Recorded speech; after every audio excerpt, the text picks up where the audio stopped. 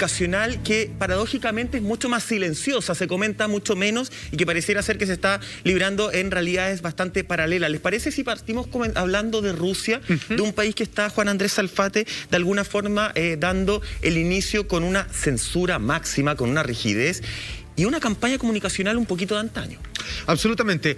Antes de iniciar este programa lo conversábamos con Cristian y yo un poco la estrategia de Rusia es muy sui generis, ¿no? A partir de su primer mandatario y que tiene, no el fantasma, pero tiene la vocación de la propaganda.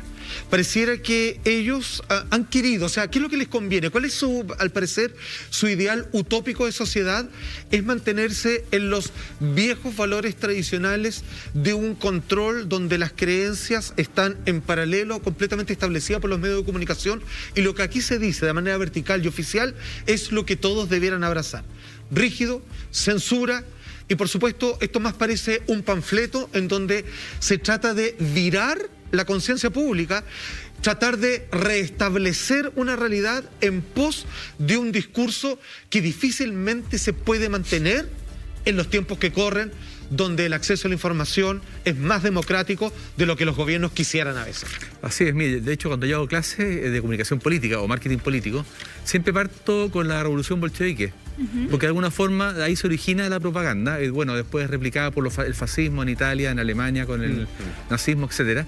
Pero en general es bastante simple, como tú señalabas muy bien, finalmente que se trata de imponer una realidad a través de distintos medios de comunicación. Y medios de comunicación, por reforzamiento, insistencia. Claro, por reforzamiento, atacar, darle duro a la información, reiterar. Y esto en un contexto como lo hace Putin, además, muy de la Unión Soviética, que es en un palacio, que es el Kremlin, todo blanco, puertas que se abren automáticamente, con sirvientes. Es siempre eterno, siempre muy serio, muy adusto, muy amenazante. Es la estética que terminó con la caída, en teoría, de la Unión Soviética, pero que de alguna forma no se lo pueden sacar de encima los rusos, o al menos algunos políticos rusos, como Putin, y esa es la propuesta de ellos. Y en ese contexto es bien interesante observar, y no es que uno esté a favor de uno u otro, en esto hay que ser súper objetivo. Yo tengo una posición súper clara, pero hay que ser objetivo. O sea, uno ve la forma de comunicar de Putin, efectivamente es la forma tradicional de la Unión Soviética, de la China más bien comunista tradicional, de Mao, y toda esa estrategia de imponer algo a través de los medios. Y después, al otro lado, tenemos una persona joven como Zelensky, bastante joven, muy empático, muy movido. Que no viene del mundo de la política. Que no viene del mundo de la política, un tipo que venía del mundo de la actuación, aunque tengo entendido que es abogado, que cae en la política básicamente por el nivel de corrupción que había brutal en Ucrania. Entonces, pero que sí sabe de comunicación. Claro, el tipo cae ahí en el poder, cae parado, muy criticado en su momento, pero Putin, gracias, entre comillas, a Putin, el tipo recrea como un líder a partir de la guerra o la invasión. Y él claramente usa las herramientas modernas, o sea, el tipo está en la calle, anda en tenida verde, no de general ni de comandante, de soldado raso, siempre está rodeado de gente, siempre está hablándole al mundo, no le habla solamente a Ucrania, le habla al mundo, ha hablado en el Congreso norteamericano, ha hablado en el Parlamento Europeo, siempre lo aplauden. O sea, él tiene un manejo, yo diría, muy interesante, quizás uno de los líderes contemporáneos más interesante de observar en sus habilidades comunicacionales. De verdad, es impresionante. El tipo está en la calle, está en Kiev, aparece, desaparece, está con la cámara filmándose, contando historias. Más allá de lo que se entienda o no se entienda, lo importante es ver al personaje permanentemente ahí. ¿Y el contrapunto cuál es? Putin, en un palacio blanco. Tiene que defender una mentira. Claro, mira, una posición, digamos, una posición. Su irrealidad. Claro, sí, ¿no? Pues sí, él está siempre apelando a esa retórica propagandística muy antigua, creando su propia realidad, instaurando conceptos que en algún minuto funcionaron. Recordemos que Rusia efectivamente gana ante los nazis el día 9 de mayo durante la Segunda Guerra Mundial, y ese ha sido su gran caballito de batalla. Entonces, hoy día decir que el gobierno ucraniano está dirigido por neonazis drogadictos y que la invasión la justifica para poder salvar a todos los prorrusos que están viviendo en la región del Donbass, así como pasó en Crimea en el 2014, y su argumento de ingresar, pasar la soberanía de otro país para poder rescatar a estos ciudadanos que están siendo víctimas de persecución y de genocidio. O sea, son palabras súper potentes que él ocupa, y se victimiza también, porque recordemos que cuando pone en alerta al mundo, dando la instrucción a su ministro de Defensa y a su jefe del Estado Mayor, poniendo en alerta máxima a todas las fuerzas de orden, ¿cierto?, de su país, porque la comunidad internacional le estaba poniendo sanciones económicas ilegítimas y se estaban permitiendo hacer declaraciones agresivas contra Rusia. Y ante esto, él enciende sus alarmas y le recuerda al mundo quién tiene el botón nuclear, siendo que él días anteriores había traspasado la soberanía de un país y había ingresado con toda la fuerza militar, ¿cierto? Pasando a llevar todo tipo de derecho internacional, los acuerdos de Minsk, pasándose por alto todos los acuerdos diplomáticos que pudieran llevar a una solución en esa zona. Entonces, claramente él ocupa esa propaganda para justificar su acto, que es tremendamente agresivo. Ahora, ojo, y que hoy día ha cobrado. la propaganda funciona igual, O sea, no funciona en Europa, pero funciona en algunos países de Latinoamérica. Preguntemos qué pasa en África con la propaganda, preguntemos qué pasa en Rusia, preguntemos qué pasa en alguna parte también de China y en otros países. O sea, también hay que decirlo. La comunicación, yo tengo la intuición y la sensación que en política, al menos, porque la guerra es una guerra, también tiene mucho de política, funciona más bien en el mundo occidental desarrollado.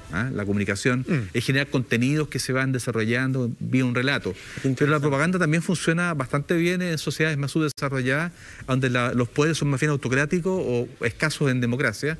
Y el público está acostumbrado a ese tipo de retórica, a ese discurso, a esa forma de hacer las cosas. Y le pueden creer también. O sea, yo creo que hay que empezar a medir qué opinan de Putin en África. No Cristian, centrémonos en eso, sobre todo en Rusia, porque, a ver, hay que poner un contexto muy breve. Acá no es que empezó la guerra, empezó la ocupación y Rusia se puso a censurar a los medios.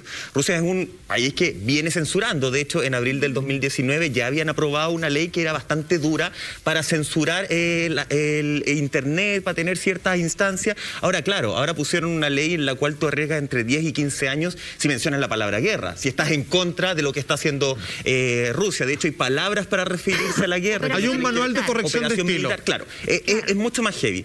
Uno se pregunta, con tanta mentira, con tanta censura, ¿a quién va justamente esta propaganda? ¿A quién apunta a convencer Putin? Y para eso queremos revisar algunas gráficas de algunas mentiras que se han dado de manera pública y que uno puede decir, oye, es evidente que están mintiendo, pero pareciera ser que no todo el mundo se da cuenta. Mira. Ahí tenemos la primera gráfica.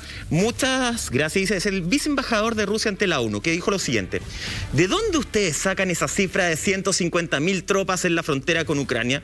Yo recuerdo que eran 100.000, después fueron 120.000 y ahora 150.000. Algunos dicen que 190.000. Admito que la inflación es muy alta aquí en Nueva York. Lo vemos en los precios, pero también en el número de soldados. Y hace un gesto de negar con la cabeza. Esto fue el 20 de febrero del 2022. Estamos hablando de días de Exacto. Vamos a revisar otra, mira. Y esta es definitiva. Mira, tenemos otra que la pasamos a revisar de inmediato, que dice Comité de Asuntos Exteriores de la Duma Estatal, que fue el 24 de febrero del 2022. 4 días después.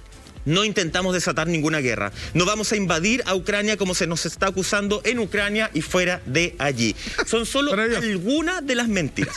Si uno suma mentira, ¿cierto? Noticias falsas, su propia realidad. Si uno suma la censura que ellos están haciendo los medios de comunicación, que es brutal, que vienen haciendo hace mucho tiempo, uno se pregunta, ¿qué genera esto en la sociedad de Rusia? Genera que dicen, ¿sabéis qué? Nos vamos a empoderar y no vamos a aguantar más este tipo de mentira y vamos a seguir a pesar de que ya hay 15.000 nuestros que están detenidos por haber reclamado en las calles. O genera una sociedad que dice, ¿sabéis qué? Acá no hay más camino que quedarme calladito y seguir como oveja al rebaño. ¿O no están enterados esta gente? Sí, lo que hace, hay siempre que analizar la historia de los países, y Rusia es compleja la historia. Pues, si tuvieron los zares por siglos, después tuvieron los bolcheviques, después pasaron todos, desde Stalin en adelante pasaron varios jerarcas rusos ahí.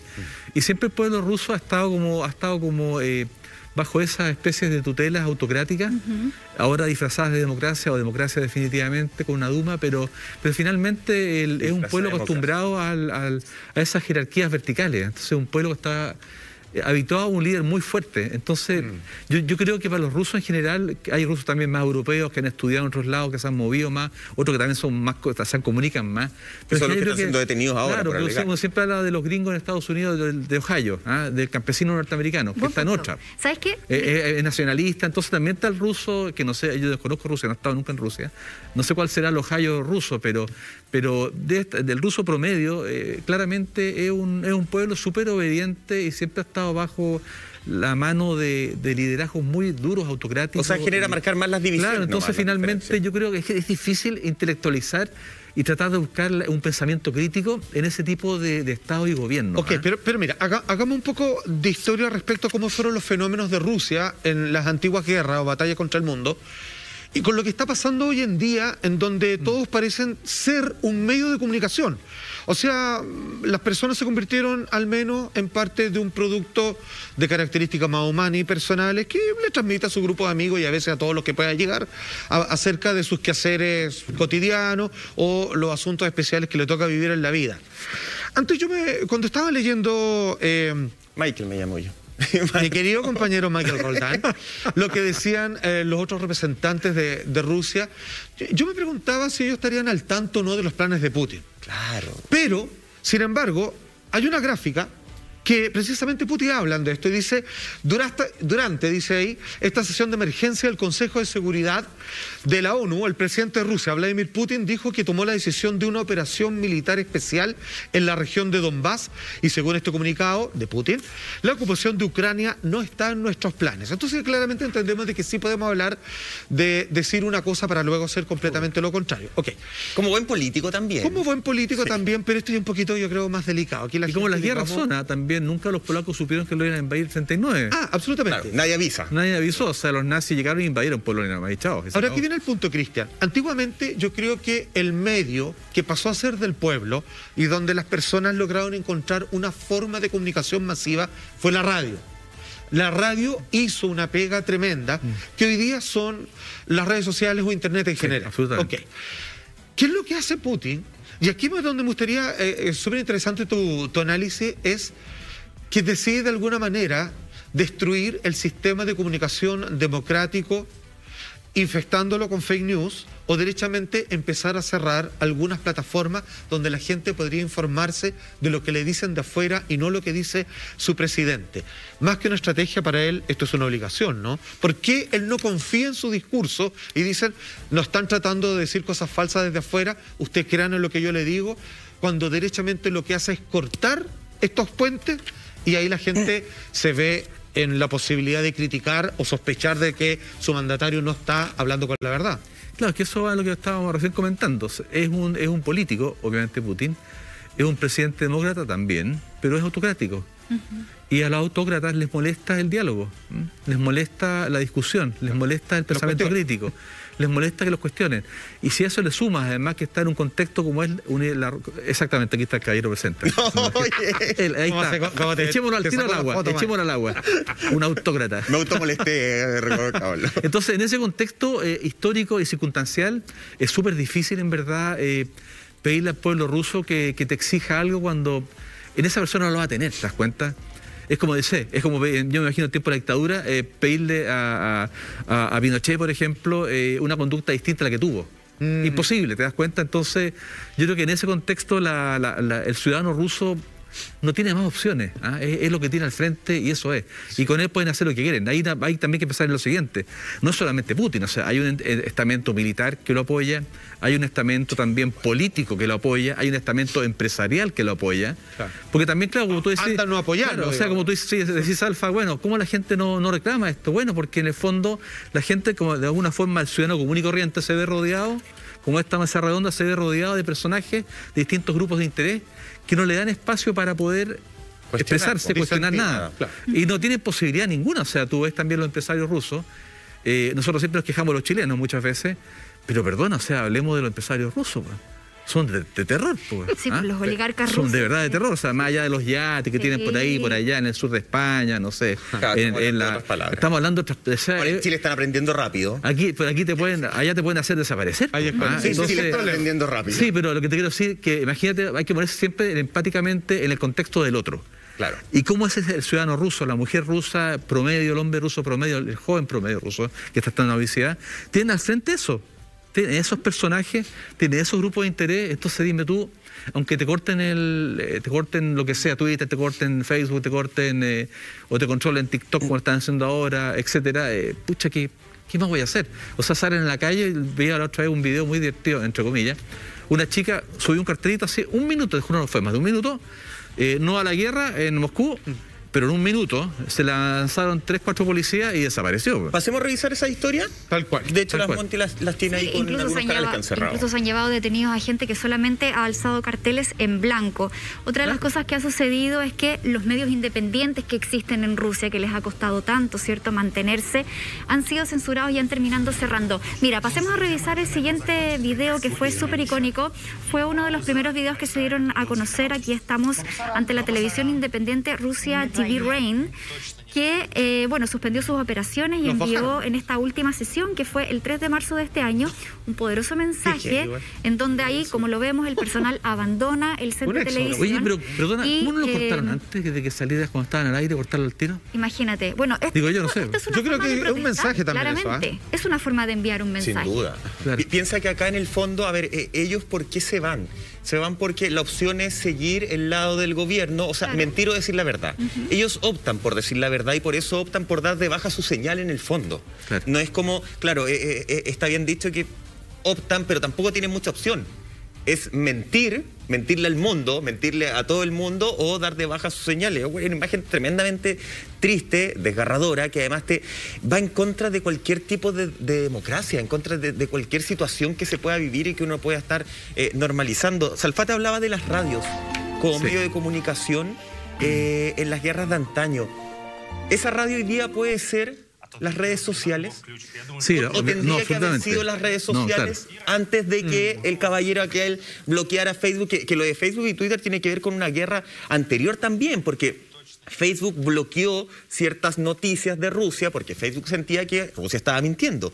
Y ahí es donde Rusia además se pica y dice, bueno, si ustedes me están bloqueando mi verdad, yo voy a bloquear que sus plataformas sean utilizadas en complicado, súper complicado, porque igual es la guerra de las verdades, o sea... ¿Quién dice la verdad? Pero claro. ¿Eso tendría que haber sido la radio a lo que se refería Salfate? Sí, indudable, o sea, las redes sociales cumplieron hasta hace un cierto tiempo, que ya están bloqueadas en general, cumplieron el rol efectivamente de informar desde el campo de batalla. Los mismos soldados rusos estaban informándole a sus familias que estaban en tal lugar, en tal parte peleando y mostrar las imágenes, los mismos también ucranianos haciendo lo mismo, pero todo ese reflejo de lo que está pasando ya no llega, ese espejo ya no llega a Rusia, llega nomás al resto del mundo, incluido Ucrania, pero el problema es que lo que está pasando hoy en día no está permeando la cultura a la sociedad rusa, no está llegando ahí.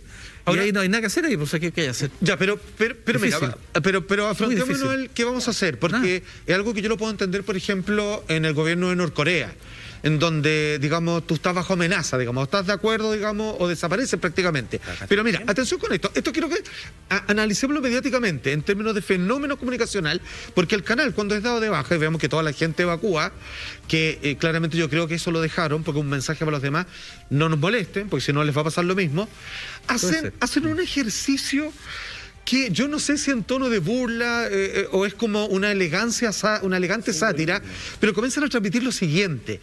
De ahí en adelante, el canal no para de mostrar, luego de que se van todas las personas del estudio, a dar el lago de los cisnes. Así, pero 24 horas, una maratón, que estrategia ya la habían empleado anteriormente cuando hubo algunas revueltas, algunas protestas en la calle, ¿cierto?, en Moscú, y ellos, en vez de transmitir esto en el canal oficial, que podrían dar otra noticia, deciden colocar esto también. Es casi como decir, cuando nosotros tiramos el lago de los cisnes, es porque algo está pasando, no te lo queremos mostrar, y es mejor que no lo sepas y tú sigas viviendo tu vida normal porque vives en la gran Rusia. Necesito tu análisis, por favor, pero a la vuelta de esta breve pausa comercial. Tratando de entender la guerra mediática, no con misiles, sino que a través de formas propagandísticas de parte de Rusia y a través de los medios de comunicaciones modernos, de las plataformas digitales, hablándole al mundo, que el presidente de Ucrania ha utilizado para generar la empatía que claramente pareciera que en términos comunicacionales iría ganando por lejos esta guerra. Nosotros hacíamos la siguiente pregunta, Cristian, y es que años atrás, tiempo atrás más bien, cuando el gobierno soviético se da cuenta de que hay gente que sale a manifestarse en la calle y la gente en la calle se da cuenta que eso no lo puede hacer porque son apresados, digamos, y justamente pasados por unas cortes asesinas donde los meten tras las rejas por mucho tiempo, ellos, en vez de transmitir eso, el canal oficial pasa el lago de los cisnes. Casi en modo de burla, pudiendo hacer otra nota, desviar el tema, deciden cómo hacer una pausa cultural de burlescamente elegante para la ciudadanía como un mensaje.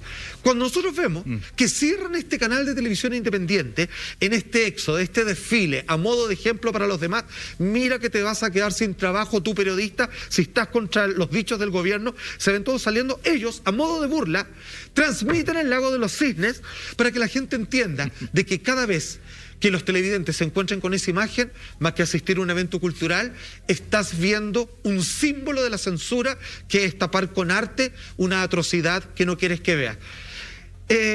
¿Cómo la gente hace ese análisis? ¿Lo logra captar? ¿Se da cuenta de que los lagos de los cisnes para ellos es el símbolo de la represión absoluta de la democracia comunicacional? Mira, en Chile, a partir del levantamiento social, nos encontramos con un país hipersensible, ¿cierto? Sí. En todo sentido, o sea, a nivel empresarial, a nivel de movimientos sociales, organizaciones sociales, el estamento político. Es un país hipersensible. Pero es un país hipersensible porque llevamos algunas décadas ya de democracia, después de un intermedio. Pero tenemos de alguna forma esa cultura en el cuerpo, en la cabeza, que si algo no nos gusta lo vamos a decir, ¿ya? Mi duda respecto de Rusia va por el tema más bien antropológico de esa sociedad, por el tema más bien cultural. Y lo hemos reiterado estas veces en este panel, en esta conversación, que finalmente yo dudo que tan relevante sea el poner o no poner el lago de los cisnes en un canal de televisión cerrado por fuerza. Por la fuerza de la realidad. Claro. Porque en el fondo mi punto es a qué grupos de interés ese símbolo que tú dices, Alfa, que es interesante porque uno lo entiende y le llama la atención y te conmueve probablemente. Claro. Quizás ¿qué pasa? ¿A quién conmueve eso en Rusia? Y yo tengo mis dudas. Yo creo que el pueblo ruso en general, bueno, un pueblo que ha dado una cantidad de gente, Boris Pasternak, Dostoyevsky, quizás millones de personas, increíble en el mundo de la cultura, la pintura, el arte, en general. El mundo del ballet, de la ciencia, o sea, es increíble el aporte de Rusia, culturalmente hablando, al mundo. Pero algo pasa con la sociedad rusa, en lo político, en lo que es el ejercer el poder finalmente, en el ejercicio del poder, que yo tengo mis dudas respecto de efectivamente si ese tipo de símbolos que tú planteas lo captan o si lo captan, ¿qué les importa en profundidad mucho o no? Yo creo que la gran jugada que hizo Occidente respecto a esto fue lo que pasó hace unas 2 semanas atrás, en la mitad de la guerra, cuando empiezan a salirse las grandes marcas norteamericanas, para ser más sincero, se empiezan a salir de ese mercado, y ya hablo en términos más bien de marketing, de consumo, del mercado. Porque finalmente las personas lo que más sienten o resienten es una sociedad de consumo, y eso es lo que es Rusia. No es la Unión Soviética, no es un país comunista, no, es una sociedad capitalista, una sociedad de consumo total, y yo creo que eso sí a la gente le impacta. O sea, yo creo que le impacta mucho más que la señal de simbólica del lago de los cisnes, con todo el significado que tiene. Le impacta mucho más que le cierren el McDonald's, que le saquen la marca H&M, que se les vaya Coca-Cola, que no puedan conectarse para hacer sus transferencias bancarias, que no puedan pagar con tarjetas de crédito. Yo creo que esas cosas son, tengo la impresión, porque, y ahí te lo hago ya no como comunicador político, sino como experto en marketing, en consumo. Claro. Yo creo que a la gente le impacta mucho más eso. Es triste decirlo, porque habla de lo mal en algunas cosas que estamos. Le impacta más a eso que el simbolismo de esto y lo otro, a la señora con el cartelito que sabía dónde tenía y que saldrá quizás en algún canal de televisión en el mundo occidental y nada en Rusia. Entonces yo creo que esas señales son más bien para nosotros que para el pueblo ruso. Exacto. Claro, tengo la impresión. Bolsillo, finalmente. Yo creo que, exacto, si tú quieres apretar a alguien, en verdad, es apretarlo en el bolsillo y en las cosas que le gustan. Robarle lo cotidiano a la gente. Exacto. Lo cotidiano es cerrar los moles. O sea, ¿tú quieres en Chile joder a alguien en Chile? Bueno, con la cuarentena se vio. Pasó con la cuarentena, sí, tal cual. Claro. Volviendo al tema de los periodistas, recuerdo perfecto que cuando empezó esta invasión el 24 de febrero, los primeros días, hubo varios periodistas rusos que ejercen en distintas partes del mundo, que hicieron contactos con distintos medios también, incluso en nuestro país, en donde defendían la operación militar de Rusia y decían que esto solamente se trataba de atacar objetivos militares, que eran objetivos puntuales y que no iban a haber civiles involucrados.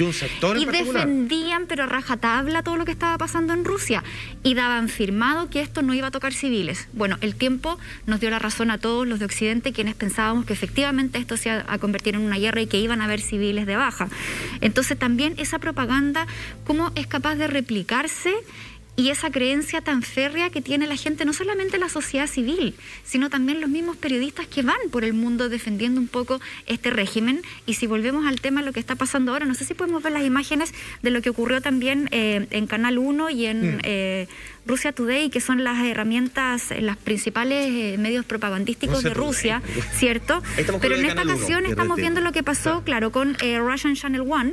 Acá vemos a Marina Obsanikova, que ella es la editora de este canal de noticias, en donde ella pone un cartel, hace un llamado a no a la guerra, a que no sigan creyendo las mentiras, a que no sigan creyendo la propaganda. De hecho, ella hablaba de que había una zombificación por parte del pueblo ruso, ¿cierto? Y que ellos como medio de comunicación ya no se iban y para la gente que no está escuchando, la editora es la jefa, güey.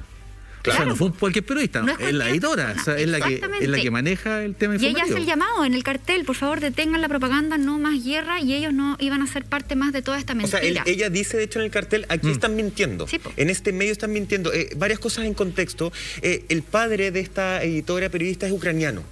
Entonces también acá hay un tema hay una valentía porque ella tiene una ética periodística de decir la verdad, y también hay un tema emocional de conocer ambas realidades, cosa que, como bien decía Cristian hace un rato, probablemente no todos tienen esa oportunidad. Ella tuvo que pagar 255 euros por un video anterior que ella había subido a sus redes sociales, donde ella efectivamente ya tenía este tipo de discurso, de decir, oye, están mintiendo en los medios, qué sé yo, y hoy día, según la información que recogí en los medios que salió ayer, arriesga el pago de 460 euros y todavía no se descarta que incluso pueda llegar a arriesgar cárcel.